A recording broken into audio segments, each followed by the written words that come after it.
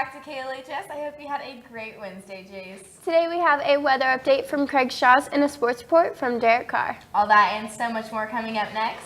This is KLHS.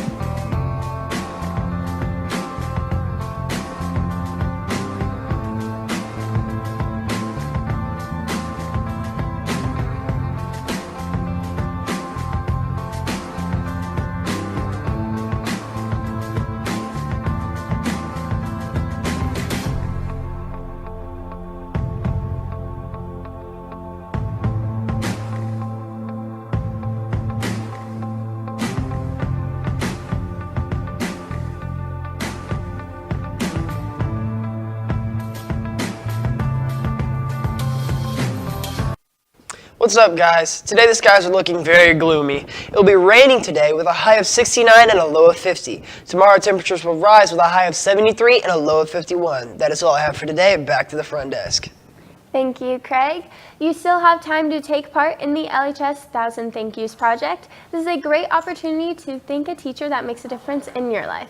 As you know, the goal is to get 1,000 thank yous for our teachers. So please visit the LHS homepage or visit the link down below by Wednesday, April 27th to submit. Attention seniors, Student Council needs your help. The senior slideshow that will be played at the senior breakfast in May will feature pictures that we need you to submit. There is a Facebook page created called the LHS Senior Slideshow that you can post your pictures in, or you can email them to Morgan Fleming at mfle6610@student.liberty.k12.mo.us. Please make sure all pictures are appropriate. We are looking for pictures of you and your fellow senior friends involved in school activities. Recently, one of our very own, Brenna Newberry, received a very high accomplishment for her art. Here's more information on her story.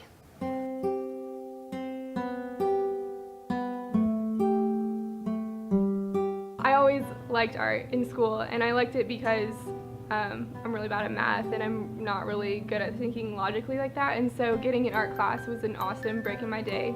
And so I always kind of took it just for that reason. But then this year I started taking art, and it became a way to like speak to people almost. And so it's definitely become a way that I love to almost vent and relax. This year was it was a huge learning experience in terms of art, because I'd never really painted in color before. I'd never really painted before, and so it was a lot of trial and error and kind of learning what my style was art-wise.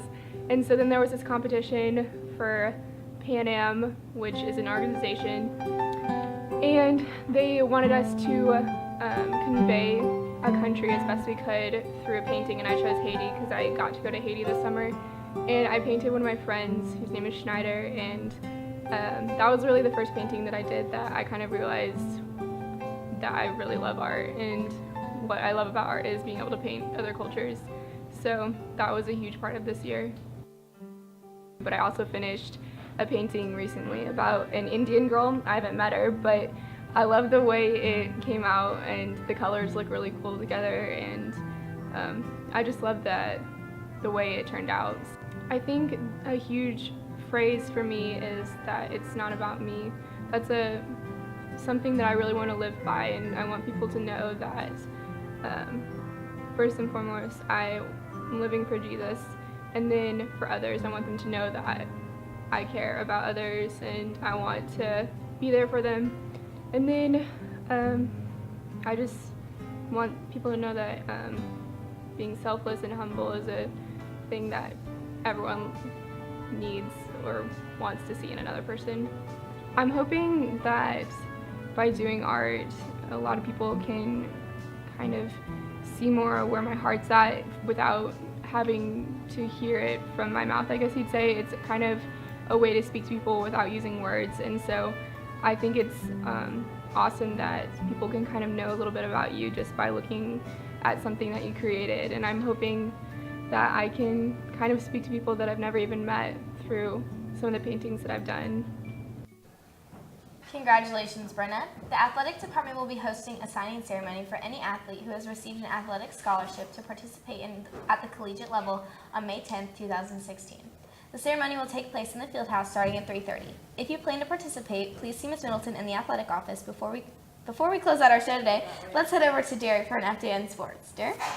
What's up, Jays? Recently, our varsity baseball team has been competing in the Northland tournament. So far, they are 2-0 in the tournament, beating Liberty North and Smithville. They come back again tonight to play Staley at 5. In other news, our men's rugby team takes on rivals Liberty North tonight at Hodge Park at 5 o'clock.